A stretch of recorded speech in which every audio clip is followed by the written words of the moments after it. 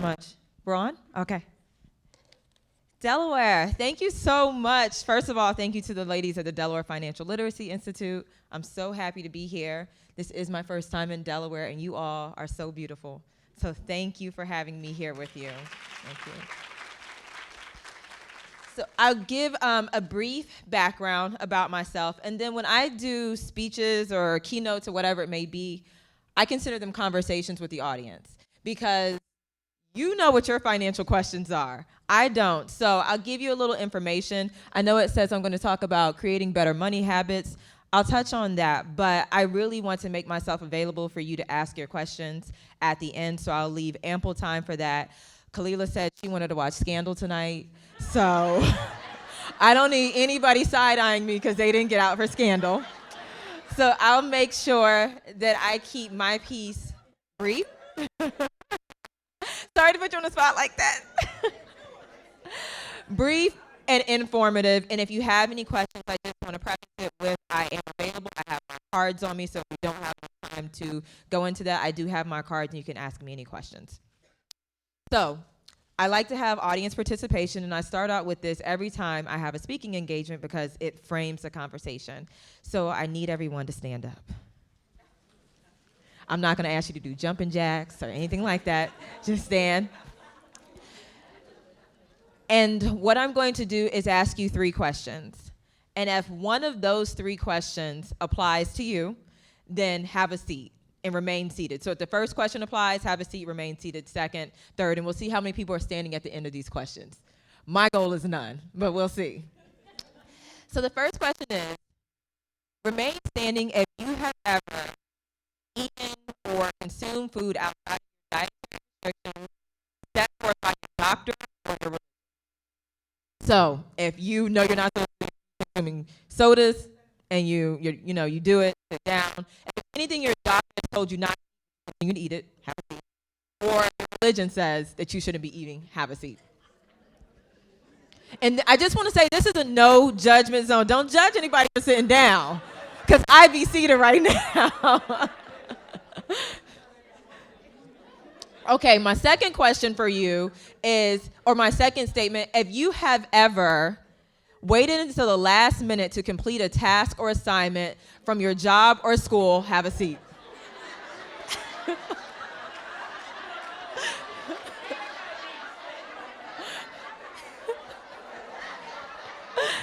Okay. Here's my last question, or my last statement. If you have ever knowingly exceeded the speed limit while driving, have a seat.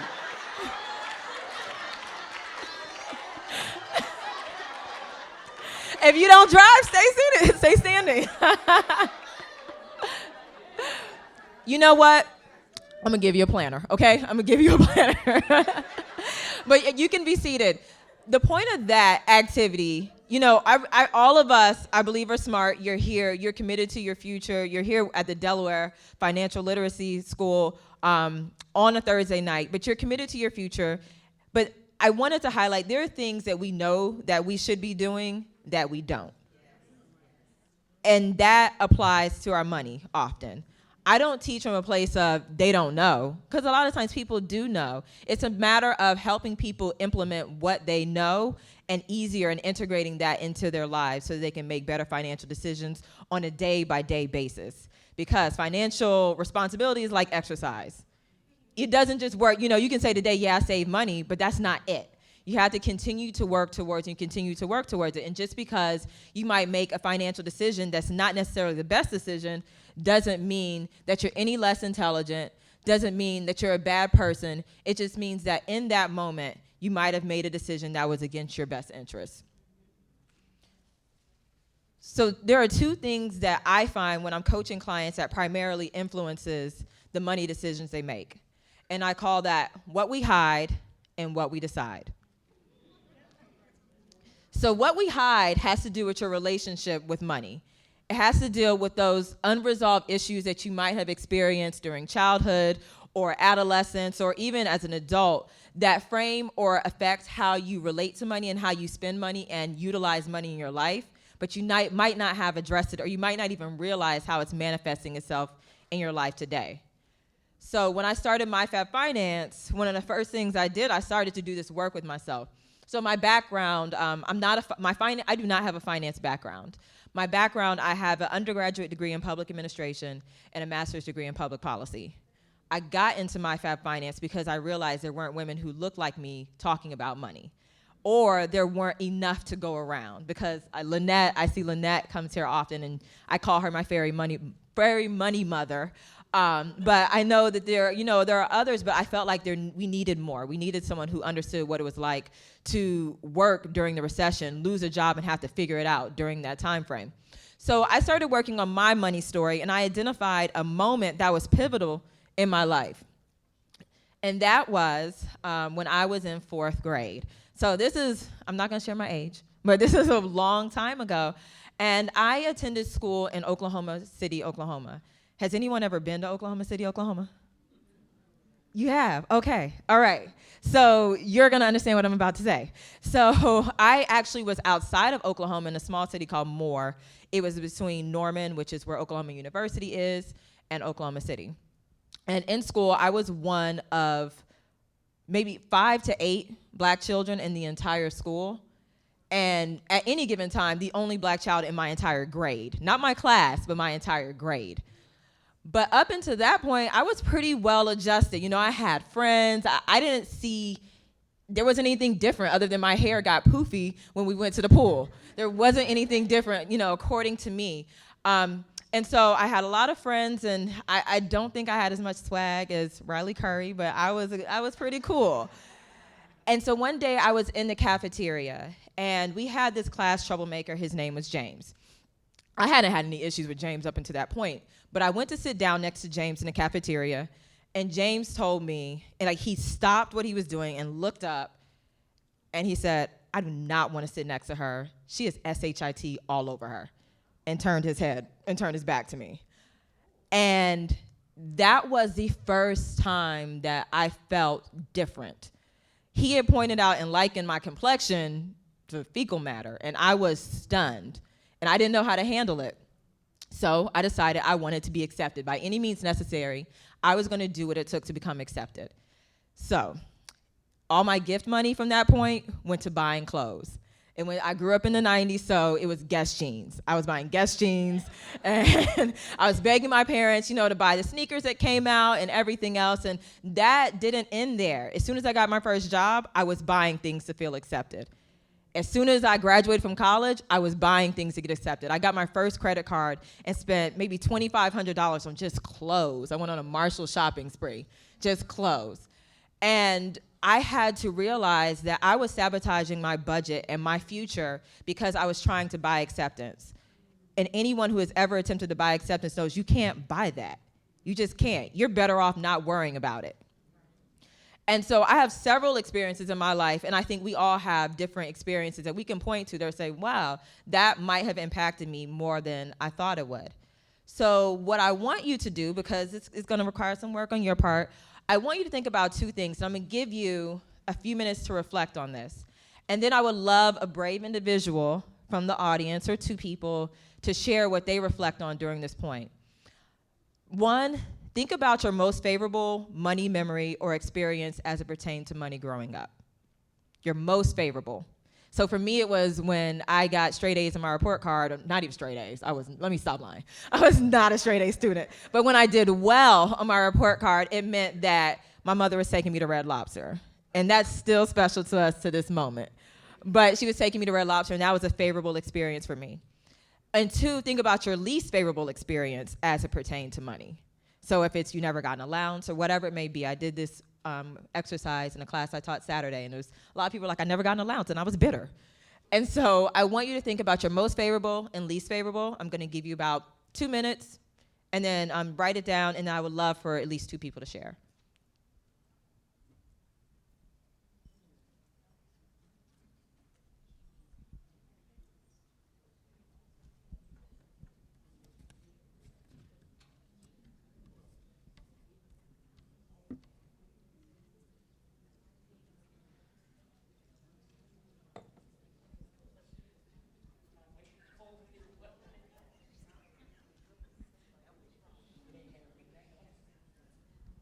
Okay, I hear talking, so I think we're ready. I don't think we need 2 minutes. Is anyone willing to share their money memory or experience that came up for them? Okay, so I'll get you guys. Okay, so 1, 2, 3, 4. All right, so I'm just gonna bring it to you. So the most favorable was my allowance, and it wasn't even a lot. We got $3, and I used to use $1.50 at the arcade in Concord Mall, and I used to use the other to get an ice cream cone that typically fell when we came out of the McDonald's.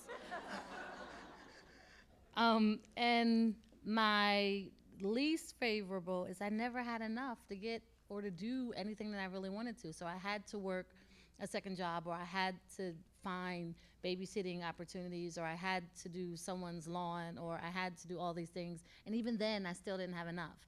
And my parents didn't have it like that. So it was like, okay, I have this much, and then the school's doing a fundraiser, but one of my parents worked, the other one really didn't. So it wasn't like I can give her my Girl Scout stuff and be like, okay, you take it to work like everybody else does, and then I can get these prizes and I can go on these trips. And it was like, I never really made it, or I was getting a handout from somebody, and I was like, I just never have enough. Yeah, no, So thank you for sharing that. Thank you so much. And we are right here, and then behind you. Okay. If I need, okay, I don't know if I need this. Okay. My most favorable money experience was allowance. I think my father taught me how to negotiate from a very young age. Every year, I had to tell him why I deserved an increase, and that helped me till today when I'm negotiating salary and benefits. My least is my birthday is New Year's Eve, and my gift was my Christmas and my New Year's, the same money.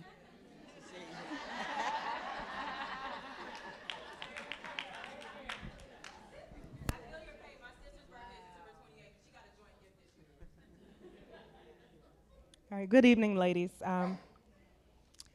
Over the years, I've learned to be very mindful, and I try to be conscious in the whole positive thought process thing. So I will say I've had probably a good 7 years of famine when I got laid off of my job. And in spite of that, I woke up one morning and my positive mantra for the day was, I'm a money magnet, I'm a money magnet, I'm a money magnet. And I went out and walked my dog and looked down, and there was $20 there. I said, oh, this really works. I got to do this every day, and I do. So in that same experience, which I'm finally kind of coming out of the woods, I had an auto accident last year, unable to work for almost 11 months, and absolutely no income coming in. So I was thankful that I had some savings to carry me through for a few months. But my house is currently in foreclosure. It has been a nightmare trying to deal with the bank and get it on track, but it's coming. But that's been my money pitfall.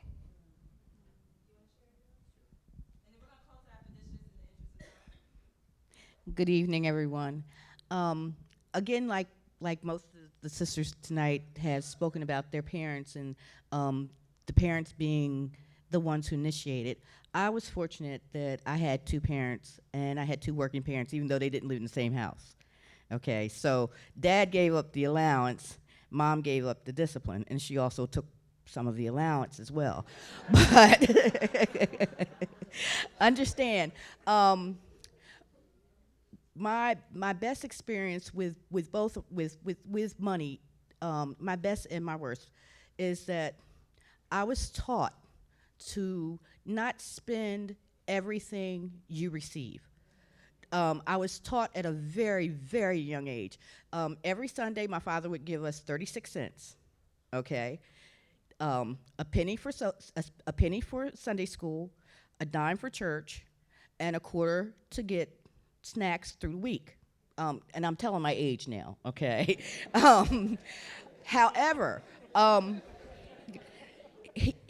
in that, I was fortunate because he said, a penny saved is a penny earned. So I knew that every week I wanted to buy those saving stamps that they had in school, okay? So, you had to have your 10 cents, and I had my 35 cents. I started 35 cents at 6, okay? I had my 35 cents. So I had to get my licorice, I had to get my cookies, you know, I had to get my little my little chocolate candy, and I still had to save at least 10 cents to get that stamp so that I could get my savings bond. Once I filled up my book, I had a savings bond, you know, that, you know, carried me through. Now, a lot of people might not understand the significance of you taking a small amount and then turn it into something big. By the time that I was in like the 6th grade, I was a traveler. I went, you know, I was in New York in the summer, Virginia, Maryland, DC, Pennsylvania. But I went on my own dime because I had those savings bonds that I had acquired and just doing it on a consistent basis. Now, the hardest thing for me with money was trying to teach my children to do the same thing. Okay, as soon as they get it, it's gone. I'm like, no, that's not how you do it. Thank you for sharing. And I know there are a few people who still wanted to share their story. We don't have time, but maybe I can work it out with the ladies that we can just do maybe a workshop on this or something like that down the line, just about our money stories. So as you see, a lot of things come up, and even if you didn't share, maybe there's something that you're sitting with and you're like, wow, I never even thought about that impacting me in the way that it does today. And one of my students jokingly said, Tonya, I'm gonna need therapy after this. And you might. That's not a bad thing. You might need to talk to someone about resolving some of those issues that are manifesting itself in your life. But it's important to be aware of them and being aware of how it's impacting you. So we talked about the what we hide, and now why we decide. So why we decide is about marketing. And marketing companies last year spent $180.2 billion on marketing to you. So a lot of times when we're like, I just can't figure out why I can't get it together, it's because $180.2 billion is banking on you not getting it together. They spend that money on research and understanding how to get you to spend. And that becomes part of our decision-making process. So during this time, usually I deconstruct ads. And I wish I would have known I had this, because I like to deconstruct ads with audiences just to see what are the underlying messages that everyday advertisements we look at are doing to trigger us in certain thoughts or ideas that we didn't even know existed. So a lot of times marketing companies will bank on your desire to belong, things, people, causes you care about, or your desire, convenience, your desire to have convenience in your life. And so in thinking about that, I also want you to think about the habits that you've created, because the human brain is so amazing that a lot of times the first couple of times you do something, it's an active thought process. But after that, the brain says, wait a minute, we do this regularly. We need to consume energy to execute other activities. So it kicks into autopilot mode, and that's how you create habits. So you start to do things without even thinking about it. For me, I have a shopping habit. So not just like shopping in general, but here's my habit when I go shopping. I walk in the store, walk straight to the back, because I know that's where the sales racks are, or the clearance racks. Like, that's my MO. I walk straight to the back. And for a long time, I told myself, because I bought things on sale, I was saving money. But I don't know if anybody saw this social media flyer recently that said, if something is $1,000 and you save $250, you still spent $750. You didn't save $250, you spent $750. But it's part of that thought process and beginning to reprogram the way we think about things and asking ourselves when we're in the store, why am I buying this? That will stop you dead in your tracks often if you remember to ask yourself, why am I buying this? Because you like it, but what are you going to do with it? And why do I need this? So, sometimes you could say, oh, I really like this, but what do you really need it? Do you really need it? And I'm the first person, I don't do deprivation. It's called My Fab Finance for a reason. I don't do deprivation, but I also do mindful spending. And an informed consumer and a mindful consumer is a marketing and advertiser's worst nightmare. So when you're at the cash register, ask yourself, why am I buying this? And don't be ashamed to put it back. Like, I will leave something on the counter and be like, you know what, I don't want it anymore. And I'll just walk out. But they don't know me, and they don't pay my bills. So ask yourself why you make certain purchasing decisions, and why you want certain items in your life. And then before we get to the Q&A, I really want to talk about what I'm passionate about in My Fab Finance. I'm passionate about money. But I'm passionate about helping women break the cycle of living paycheck to paycheck. Because I work with women in particular because I believe women, we are the soul of this world. We bring life into this world, and I feel like when a woman has her life together, everyone around her is much better. So I work with women. When I started, my dad was like, why not men? And I was like, I don't want to work with men. I work with women. And so I work with women on breaking the cycle of living paycheck to paycheck. And I settled on paycheck to paycheck because I surveyed my readers and my audience, and 80 to 90 people said that their biggest fear was never breaking the cycle of living paycheck to paycheck. And I realized it was a pervasive issue. It's something a lot of people don't talk about, or they talk about it jokingly. And I wanted to create tools and resources that help people break that cycle. But a lot of people ask, well, how do I know if I'm living paycheck to paycheck? Some people just know. You have more month than money left over. You know that you just can't do it. But then there are certain signs that you are living paycheck to paycheck. The first one is that you're consistently in debt, or you're consistently using your credit cards. So if you're consistently using your credit cards, it demonstrates that you are using it to bridge actual income versus your overhead, which are most likely exceeding because you've fallen behind somewhere. And you've fallen behind, secondly, because you don't have savings.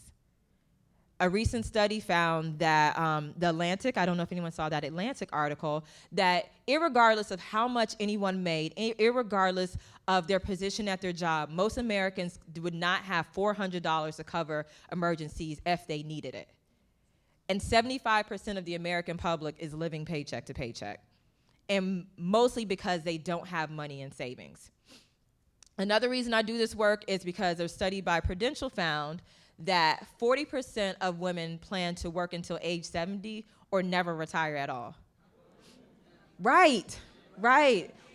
And that was astonishing to me because I believe in financial freedom and I believe in freedom. Like, no, I don't think anybody should have to work that long. So here are a few things, and I'm going to leave you with a few things before we get into the Q&A on breaking the cycle of living paycheck to paycheck, because a lot of people say, yeah, Tonya, that's nice. And I'm sorry, I have allergies. So people say, yeah, Tonya, that's nice, but how? Where do I start? What do I do if I'm living paycheck to paycheck and I don't know how to get ahead of the curveball? The first thing is to get current. So if you, on your priority bills. So if something has already gone to collections, that's not necessarily a priority bill. Priority bills are housing, your car, if that's how you get back and forth to work and you don't have public transportation in your city, electricity or food, anything that is directly to do with your comfort or the comfort of your children. So the first is getting current on your priority bills. The second is to build a savings account or build your savings. And people ask how much. It is all relative. I don't like giving general, I give some general financial advice, but everybody in here has different financial circumstances that require different things from you. And so ideally, you start at $2,000. Start by having at least $2,000 in your savings because that generally can handle most emergencies. Your car gets towed or something of that nature. So start with $2,000 and then aim to have 1 month of your salary and then 3 to 6 months of your salary. But I believe in doing it in stair steps and starting with that 2,000 figure. So it's getting current, building your savings account, working to aggressively eliminate debt. I have not always had this stance, but as long as you have debt, someone owns you. As long as you have debt, you are obligated to pay someone else. So I don't get all fanatical about it and you shouldn't have a mortgage because I'm realistic and I understand that most people don't have, that amount of money. But I am currently doing a challenge called the Banish to Balance Challenge. We have some debt destroyers in here. I know Shaquilla's in it. And we're working to eliminate debt from our lives because we realize you're not truly free until you don't have debt. So the third thing is work to eliminate debt. The fourth is reduce your overhead. A few years ago, I met a gentleman. He was 30 at the time, and him and his wife were millionaires. And he said, we started at age 27. I was like, what? How? And they lived on 50% of their income. And so I challenged my now husband, but then fiance at the time, I was like, let's reduce our overhead. And we found so many ways to cut back on things. So we found cable wasn't really a necessity, especially with the internet. And so we reduced our cable bill.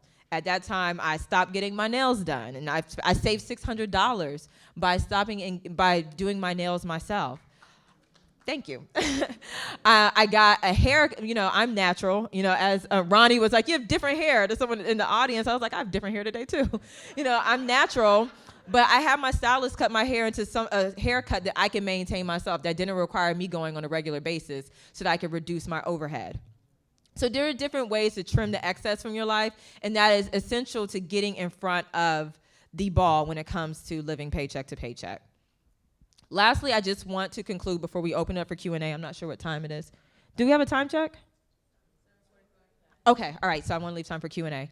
Lastly, I just want to talk about the final piece that I want you to think about, which is thinking about your why aspiration, thinking about why financial freedom is important to you.